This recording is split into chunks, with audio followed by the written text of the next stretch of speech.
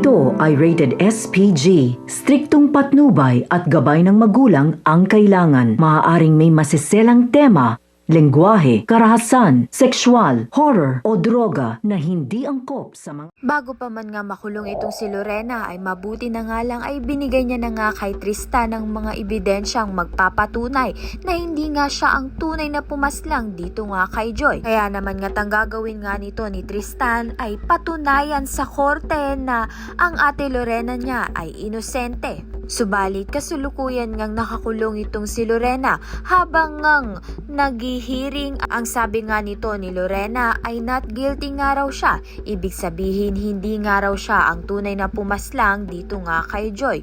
Subalit taliwas naman nga ito sa ninasabi nga nito ni Ronnie na ipinapalabas niya na ito ngang si Lorena ang pumaslang kay Joy. Nagbayad nga siya ng mga tauhan upang ang idiin itong si Lorena. Sino nga kaya ang papanigan ng korte? Samantalang ito ngang si Ronnie ay masaya ngang nagawa nga niyang may pakulong na nga itong si Lorena.